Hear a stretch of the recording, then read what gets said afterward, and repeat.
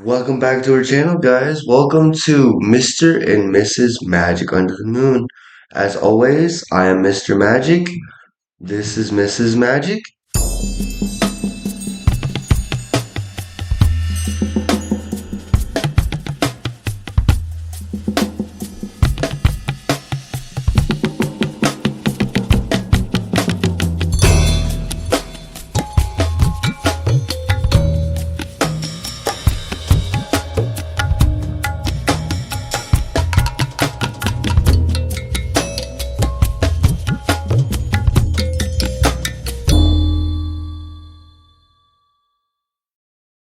Those of us in the Northern Hemisphere are now in that time of year when the light is dimming and the darkness is growing. For some, that darkness is seen as something forbidden, something to fear, but in truth, it's an essential part of our spiritual balance. Our ancestors understood that the power of life itself rests in the darkness, in the stillness of the dark moon. But somewhere along the way, people began to forget. They turned away from the dark, even from the waning phases of the moon. Modern society has taught us to resist those fading energies, the energies of decay, of death, of stillness. We're told to chase the light, to stay positive, to keep growing, but in doing so, we've lost something sacred. Think about how we speak of darkness. When things go wrong, we say we're going through dark times. When we don't understand something, we say we're in the dark. Darkness has become the symbol of the unknown, the hidden, and too often the evil. We fear what we can't see because we've been taught that what's hidden must be dangerous. But what if the dark isn't something to escape? What if it's something to enter? People have lost touch with the importance and beauty of the dark phase. Because darkness is not just an ending, it's the womb of transformation. The dark phases of the moon, for example, or of the seasons of our own lives, is a time to regroup, to heal, to shed what's no longer serving us. It's in the dark that we meet our shadows. It's in the dark that we face them. And it's through the dark that we grow. There can't be light without darkness, and there can't be rebirth without death. When exploring the mysteries of the dark, you might call on the underworld or chthonic powers. One of the oldest symbols of that is the serpent.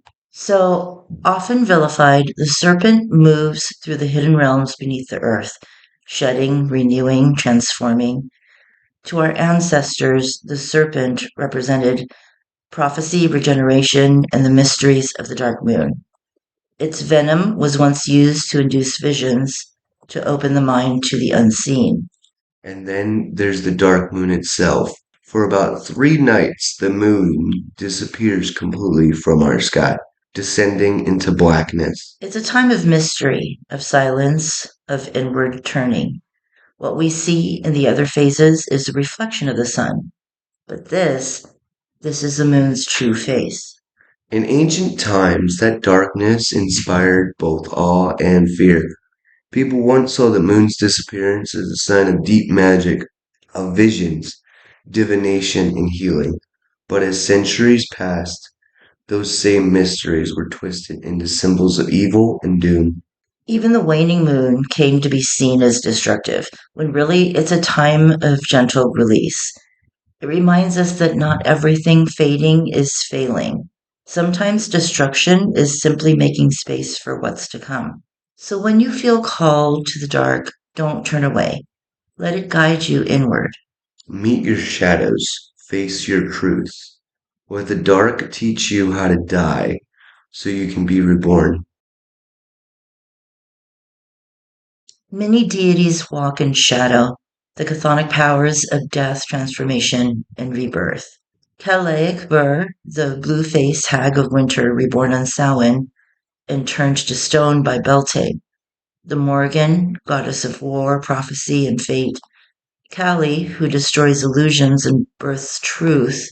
Maeve, Hecate, Persephone, Hel, Sekhmet, Cleova, and Nyx, each holding dominion over death, magic, or night.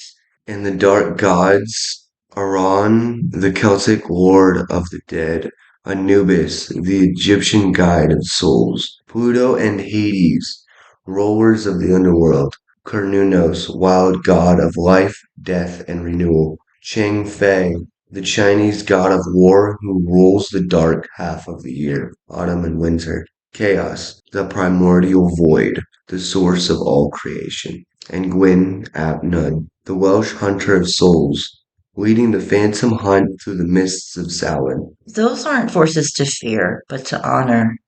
They're the powers that strip us bare so that we can be reborn whole. When you can stand in that darkness and see its beauty, you've found the path to real transformation. Over the coming nights, we'll be diving deeper into the mysteries of the dark as part of this year's October Witching series. Join us as we explore the deities, magic, and meaning of this most shadowed season. Welcome to The the dark dark half half of of the the year. year.